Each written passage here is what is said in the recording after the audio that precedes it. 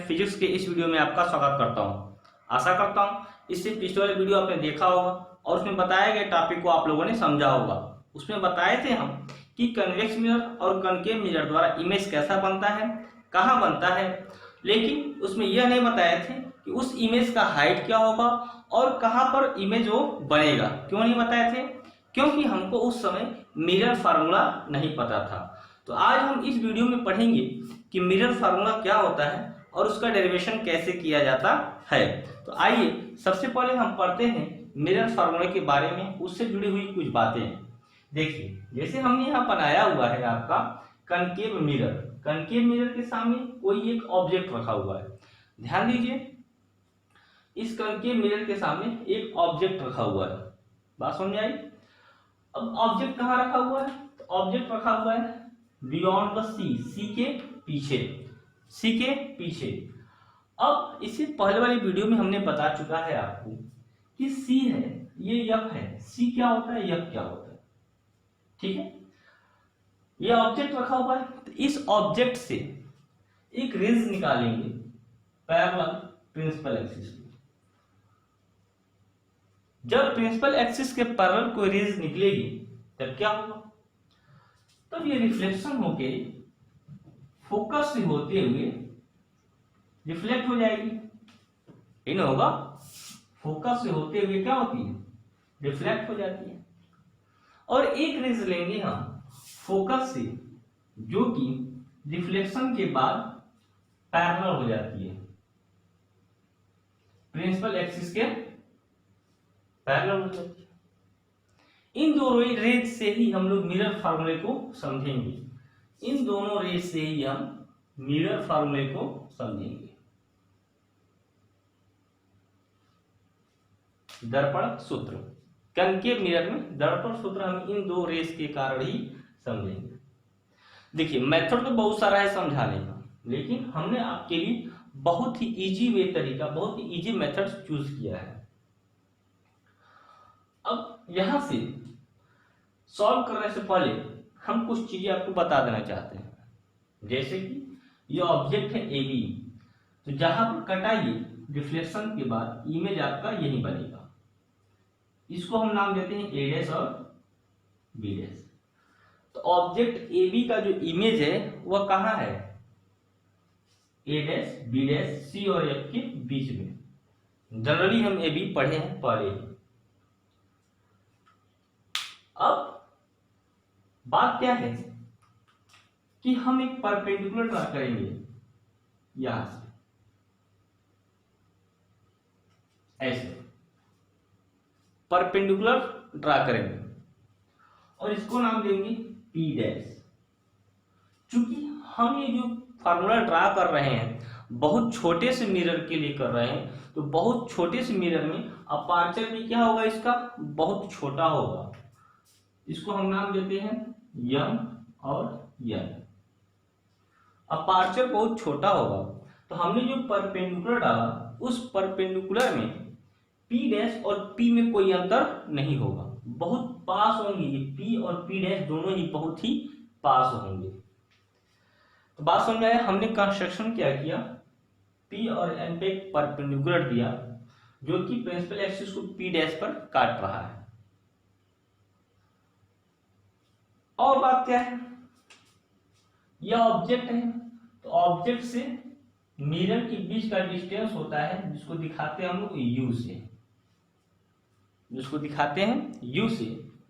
ये इमेज है, तो इमेज और मिरर के बीच की डिस्टेंस को दिखाते हैं हम लोग भी से। ये फोकल है, फोकल और मिरर के बीच की दूरी होती है फोकल लेंथ, जिसको दिखाते हैं हम लोग स्मॉल एफ से। ये तीन चीजें हैं, मे बी ये चीजें समझ में आई होंगी। अब फार्मूला डेरिवेशन करने से पहले कुछ चीजों को बताते हैं आप। जैसे एक वर्ड आएगा इसमें सिमिलर ट्रायंगल,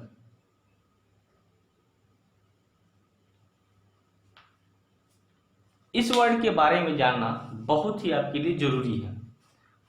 मैथ में भी मिलेगा आपको सिमिलर ट्रायंगल, मतलब कि समरूप त्रिभुज। इसमें क्या होता है कि दो ट्रायंगल होते हैं, दो ट्रायंगल सिमिलर तभी होंगे if they have same shape.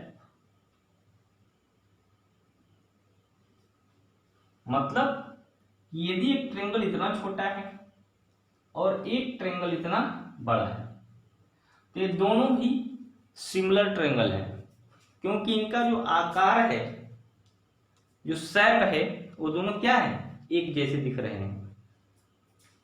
इनको हम सिमिलर ट्रायंगल कहते हैं। बात समझ आया? यदि दो ट्रायंगल आपस में सिमिलर होते हैं तो उनको हम ऐसे लिख सकते हैं, A P upon P Q, B C upon Q R और A C upon P R. दो ट्रायंगल आपस में सिमिलर होते हैं तो उनको हम ऐसे लिख सकते हैं। बात समझ में आई? और सिमिलर का साइन कैसा होता है?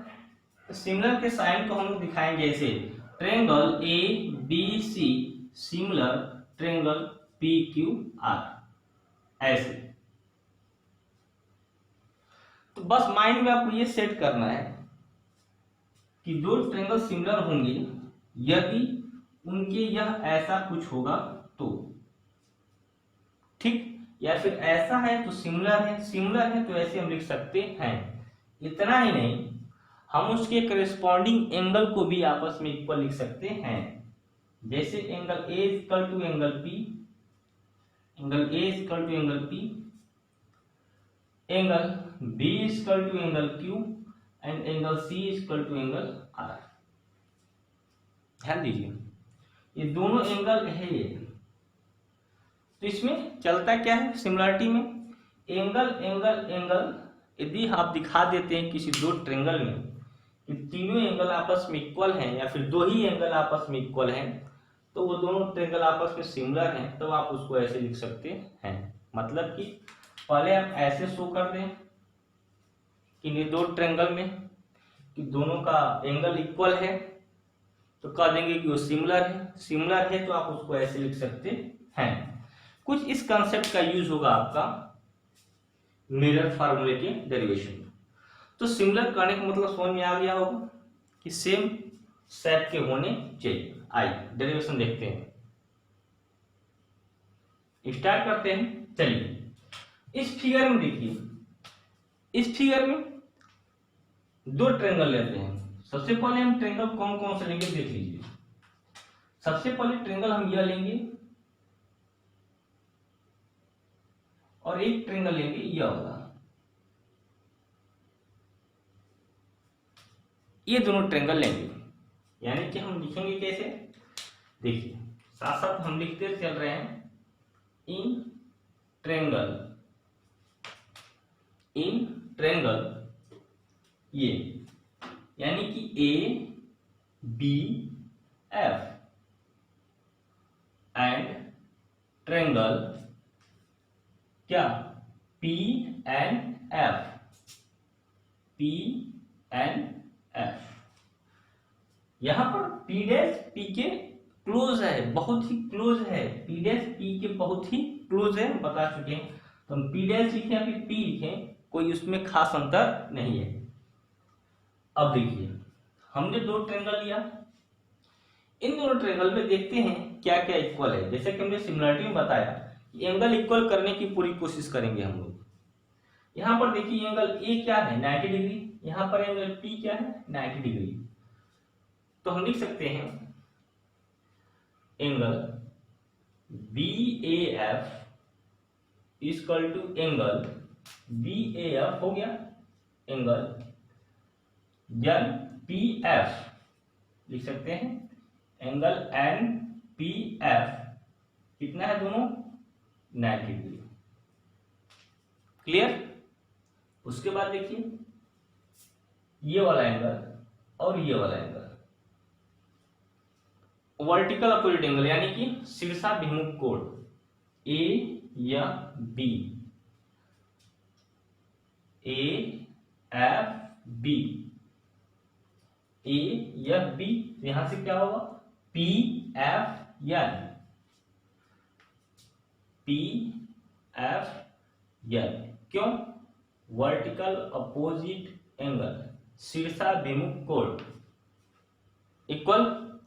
अब दो तो हो गया, तो वहां चूंकि हम तीन एंगल दिखाए थे तो आप भी तीन एंगल दिखा सकते हैं। एक एंगल ध्यान से देखिए, अच्छे पर देखिए, एक लाइन ऐसी है और एक लाइन ऐसी है, दो आपस में पैरेलल लाइन है और एक लाइन क्रॉस लाइन इसको काट रही तिर्यक रेखा।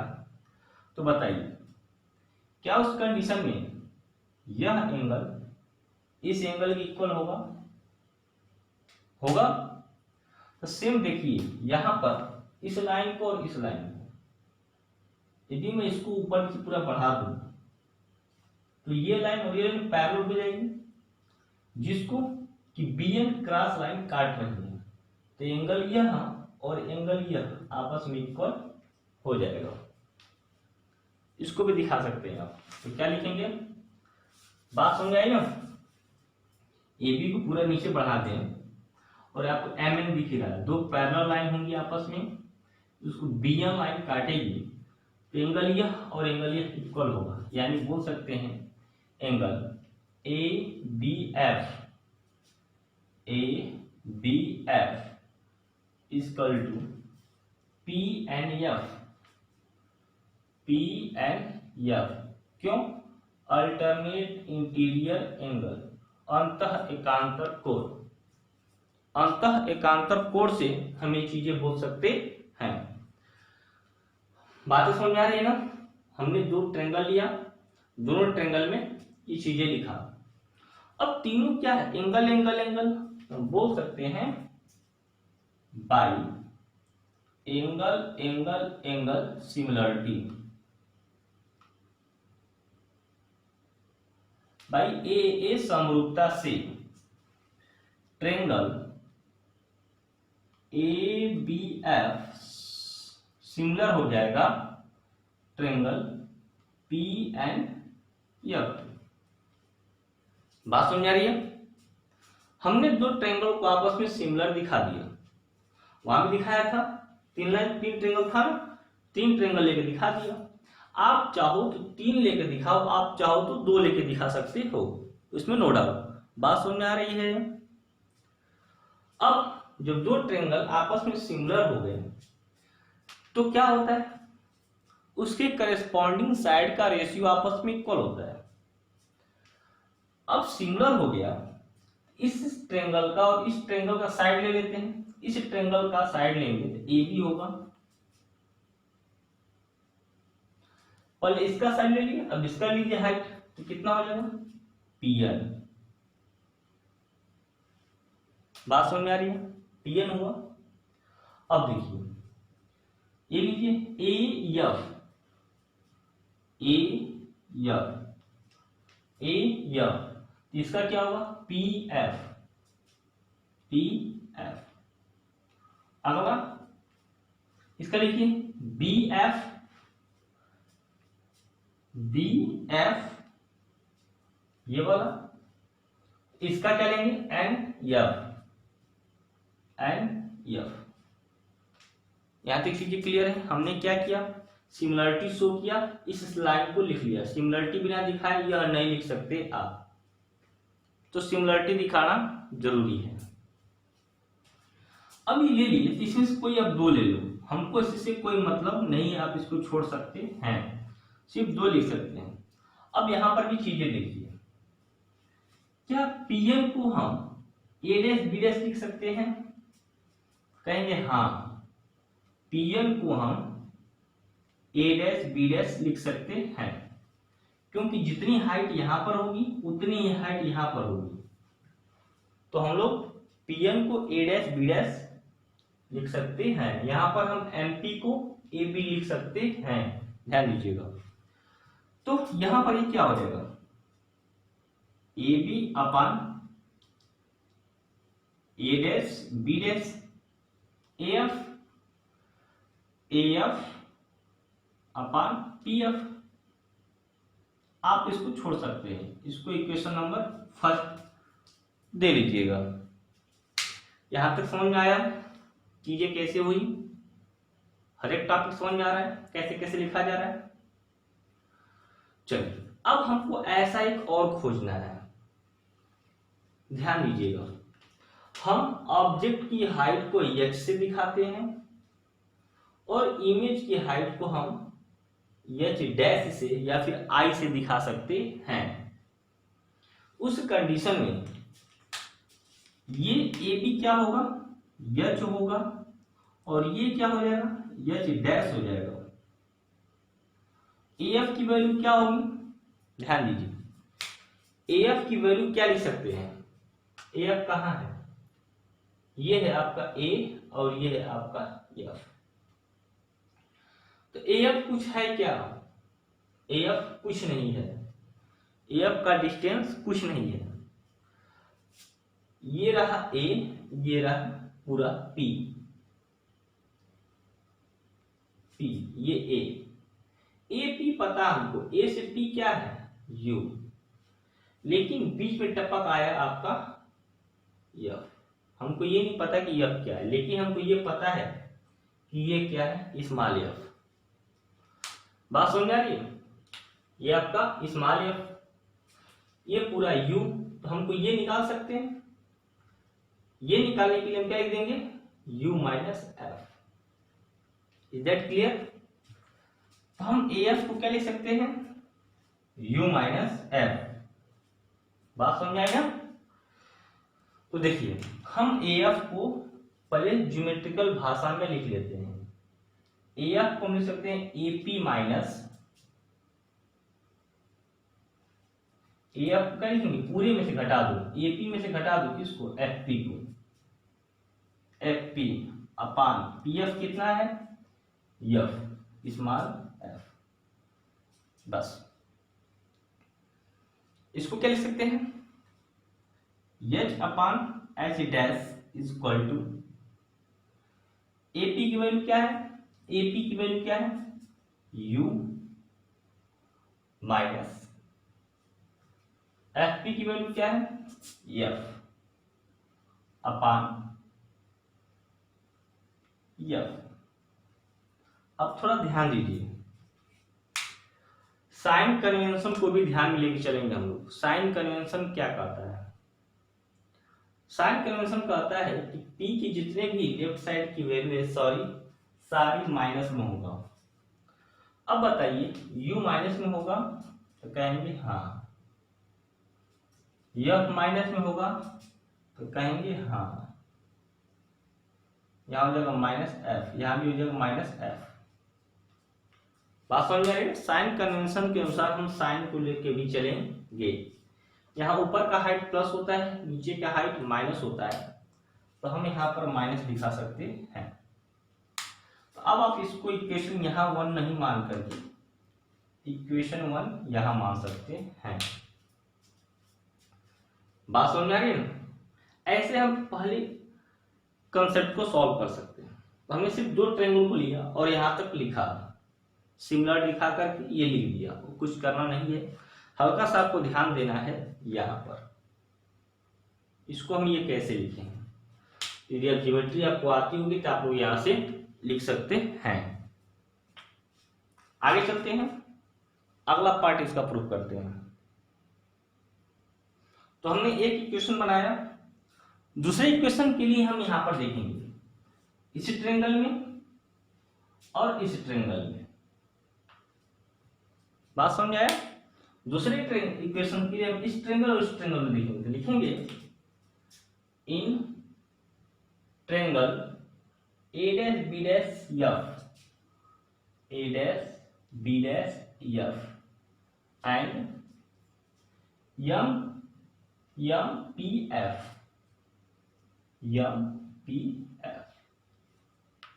ये 2 ट्रायंगल लेंगे हम और इन दोनों के लिए सिमिलर दिखाएंगे। इन दोनों के लिए सिमिलर दिखाने के लिए वही प्रोसेस, यहाँ पर ये वाला एंगल 90 डिग्री है, यहाँ पर ये वाला एंगल 90 डिग्री है। तो लिखेंगे क्या, लिखेंगे angle MPF equal to angle B dash A dash A dash F। दोनों है आपके 90 डिग्री। उसके बाद वर्टिकल अपोजिट एंगल यानी शीर्षाभिमुख कोण, तो लिखेंगे A dash F B dash equal to P P F M P F M vertical opposite angle शीर्षाभिमुख कोण। उसके बाद आप इस एंगल को भी दिखा सकते हो इक्वल, क्या है वही अंतः एकांतर कोण, यह वाली लाइन और ये वाली लाइन दोनों ऐसे हैं, इसको यम बी डैश ऐसे लाइन काट रही है, ये वाला एंगल इस वाले एंगल के इक्वल होगा।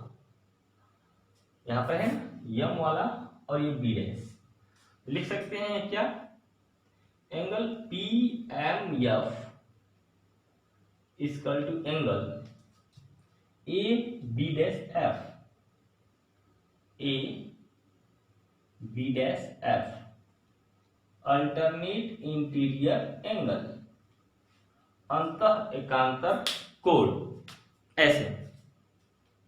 तो फिर वही चीज क्या, बाई ए सिमिलरिटी, दोनों आपस में समरूप हो जाएंगे। Triangle A dash B dash F similar हो जाएंगे एम पी एफ के।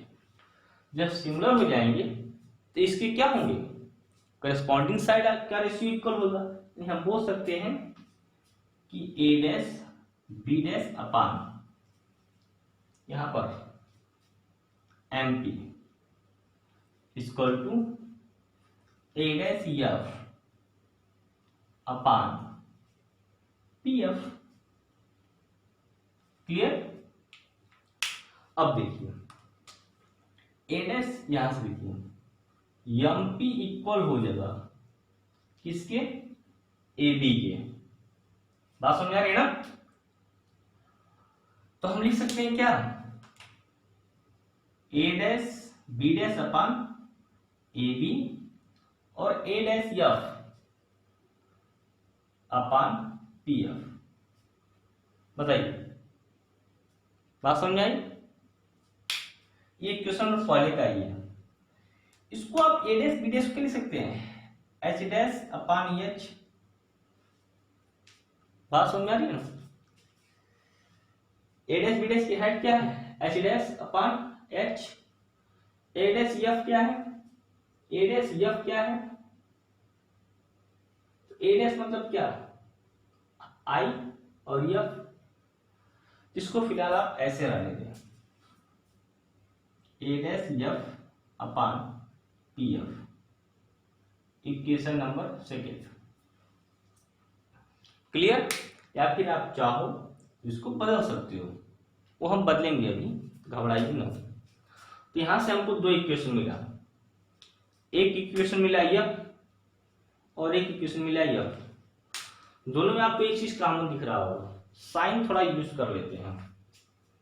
यहां पर भी ये साइन क्या होगा, माइनस होगा। साइन यूज करते ही चलेंगे साइन कन्वेंशन के अनुसार। दो इक्वेशन मेरे पास आया, अब दोनों इक्वेशन को सॉल्व कर देंगे, मेरा आंसर आ जाएगा। आइए दोनों इक्वेशन को सॉल्व करते हैं। पहले ये चीज लिखा हुआ है यहीं पे। अब ए डैश एफ की वैल्यू क्या होगी ये आपको पता करना है। ए डैश एफ की वैल्यू क्या होगी वहां से पता करते हैं। आइए देखिए, ए डैश यहां है और एफ आपका यहां है और पी आपका यहां है। मतलब ए डैश से पी की दूरी को दिखाते हैं हम लोग भी से, और एफ से पी की दूरी दिखाते हैं किससे, हम एफ से। हमको क्या निकालना है, यह निकालना है। तो हम लिख सकते हैं इसको क्या, v माइनस एफ। तो v क्या है, ए डैश पी माइनस क्या है, A dash P minus F P. Upon T F. ये तो है, ये न है। अब देखिए H dash upon H, A dash P की वैल्यू क्या है, भी, वो भी माइनस के साथ। ध्यान दीजिएगा, माइनस साइन जरूर लगाइएगा। माइनस एफ पी क्या है, एफ, यानी माइनस एफ। माइनस क्यों लगा रहे हैं, साइन कन्वेंशन के अनुसार। अब थोड़ा ध्यान दीजिए, हम थोड़ा चेंज करेंगे, इसको ऊपर नीचे करेंगे। ऊपर नीचे करेंगे तो ये ऊपर जाएगा एच, ये नीचे आ जाएगा एच डैश, ये भी ऊपर जाएगा माइनस एफ, ये नीचे आएगा minus B minus F. Equation number third. Clear चीजें हुई, थर्ड तक चीजें क्लियर हो गई। सेकेंड से थर्ड कैसे बना, साइन कन्वेंशन के अनुसार हम साइन लगाते चले गए हैं। जितना भी इधर साइन दिख रहा है आपका सब माइनस में होगा, ठीक है ना। साइन लगाते चले गए, माइनस माइनस माइनस माइनस। अब इक्वेशन नंबर थर्ड और फर्स्ट को सॉल्व करेंगे, आपका रिलेशन दिख जाएगा। तो कैसे सॉल्व करेंगे, देखिए इक्वेशन थर्ड और फर्स्ट में दोनों का एक साइड इक्वल है तो दूसरा साइड आपस में इक्वल हो जाएगा। तो फ्रॉम इक्वेशन थर्ड और फर्स्ट से लिख सकते हैं, क्या है यहाँ पे, minus u minus f upon minus f equal to, ये कट जाएगा, ये हट जाएगा, सिर्फ ये लिखेंगे, ये बराबर ये माइनस एफ अपॉन माइनस भी माइनस एफ। दोनों का साइड हमने लिख लिया, बस इसको सॉल्व कर देना है, आपका आंसर आ जाएगा। ये देखिए, ये minus u minus minus plus F upon minus F, minus F minus V plus F. बात समझ में आ गई। अब बस क्रॉस मल्टीप्लिकेशन, इसका मल्टीप्लाई इधर, इसका मल्टीप्लाई इधर, ये मल्टीप्लाई करेंगे तो क्या हो जाएगा, minus U plus F minus V plus F, minus minus plus F square. Clear है चीजें, बस मल्टीप्लाई करेंगे तो क्या होगा, plus U V minus minus plus, फिर इसका इसमें होगा तो माइनस वी एफ, इसका इसमें minus u f plus F square equal to f square. F square से एफ स्क्वायर कट जाएगा, कट जाएगा। उसके बाद देखिए, इसको यही रहने दीजिए, यू भी को यही रहने दीजिए, इसको उधर ट्रांसफर करेंगे तो क्या हो जाएगा, V F plus U F. अब दोनों साइड डिवाइड करेंगे, किससे, यू भी एफ से, तो लिखेंगे डिवाइडेड बाई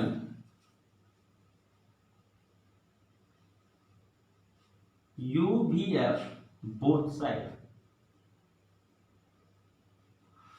दोनों साइड में यू भी एफ से डिवाइड करने पर तो क्या हो जाएगा, ये U V upon U V F equal to V F upon U V F plus U F upon U V F. कटा यूज, ये कटा, ये कटा, क्या मिला, 1/f equal to 1/u plus 1/v, sorry 1/v। यही है आपका मिरर फार्मूला।